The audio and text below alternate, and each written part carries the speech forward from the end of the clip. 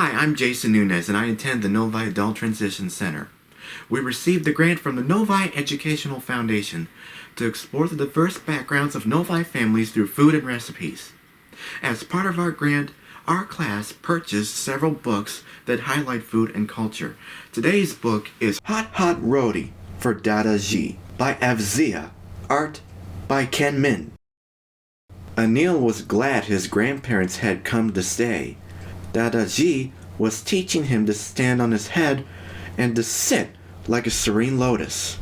Dadima's prayer song made him bob his head from side to side, and the sweet, curling smoke from her incense stick tickled his nose so.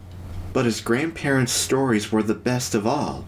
Anil loved hearing about the faraway village with the green wheat fields and the swaying coconut palms. "Who's telling me a story?" asked Anil one day. No one answered. Sweet smoke snaked into his nose, and the tingle of a tiny bell murmured in his ear. Dadima's eyes were closed. Hari Om, she chanted. Anil turned to Dadaji, who was standing on his head. "Will you tell me a story, Dadaji?" Anil asked. "Hunji, yes sir, 1 minute," said upside down Dadaji. Then he flipped over, landing with a soft thump, and became a serene lotus on the rug. Anil hopped on his grandfather's lotus lap, and Dadaji began.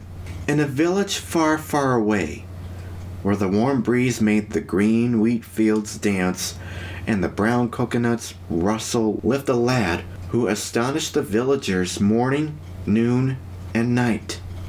Anil winked at Dadaji. After all, the lad in the story was none other than his very own Dadaji long ago. Dadaji went on.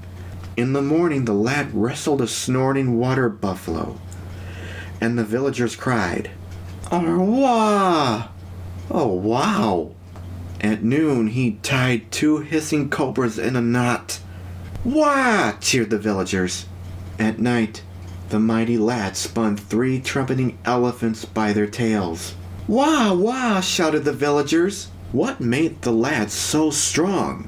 It was the hot roti that sizzled and whizzled on Badi Ma's wood hearth. You see, Baba, Badi Ma made the best roti around. Hungry villagers trampled tall fields and swam angry rivers to sniff the fluffy, puffy roti that bubbled and wobbled in G on the hot tava pan. Each day the lucky lad smacked his lips and rubbed his belly and ate a stack so high with a bit of ton burning mango pickle. He wanted the power of the tiger, Baba. After the lad had gobbled up the last roti, he licked salty specks from his fingertips one by one and burped twice. Then the power came rolling in like a great flood. "Arwah!" "Hunji, yes sir," said the mighty lad, and off he went to do more wonderful things. He made the earth rumble beneath him in the morning. He shook the giant mango tree for Badi Ma's pickle pot at noon. He touched the blue sky with his bare feet at night. "Arwah!" the villagers roared. "Wah! Wah!" Dadaji looked at Anil and rubbed his belly. A rumble grew into a mighty roar. He smacked his lips. "Does the lad still have the power, Dadaji?" Anil asked. "There's only one way to find out, Baba," said his grandfather. "Does he want roti today?" Anil asked. "Hunji, hot roti," Dadaji said. His mouth began to water. "With salty grains to lick," said Anil. "And a bit of ton burning mango pickle," Dadaji said, drooling a little. Anil ran to ask his mother to make roti, but she was on the phone with Auntie Venu. So Anil tugged at the edge of Dadi Ma's sari. "No roti today," she said with her eyes, and shooed him away. Next, Anil tried his dad, who only ruffled the newspaper and dug his nose deeper into the pages. Finally, Anil tried his big sister, Kiran, but she didn't want sticky globs of dough getting under her starry nails. "Don't worry, Dadaji," said Anil. "I watch Mom make roti all the time. I'll help you get your power back."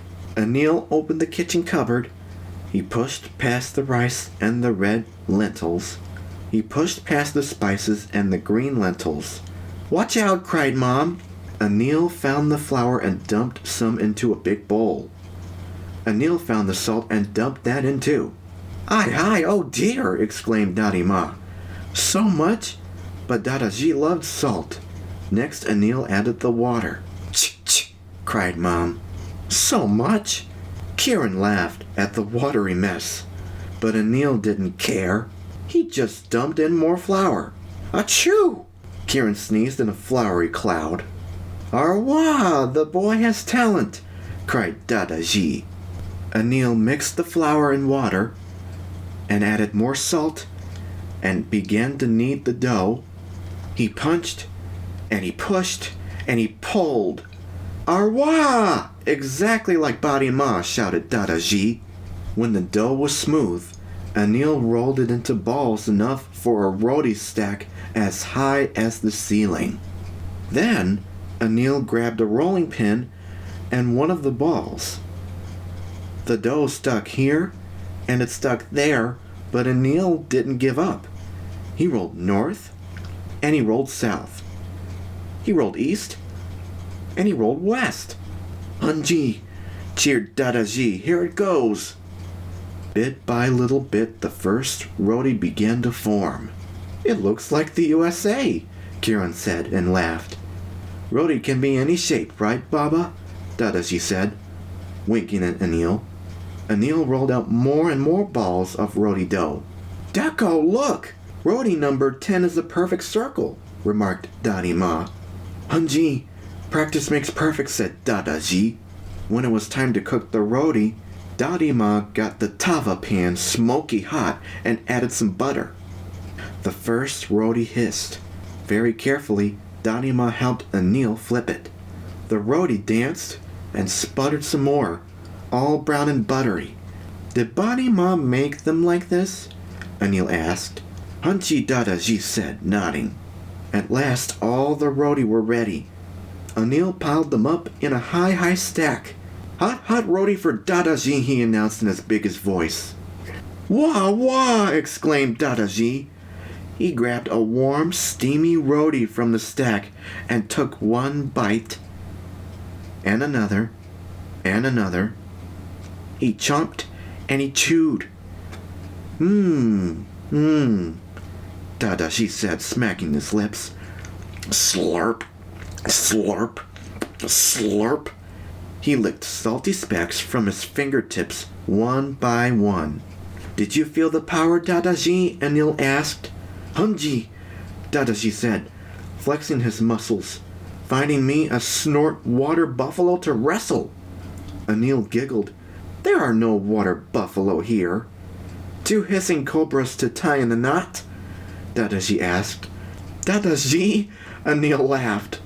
"Well, surely those are 3 elephants I hear trumpeting in the backyard," Dadaji said as he gobbled up another roti and licked the salt from his fingertips.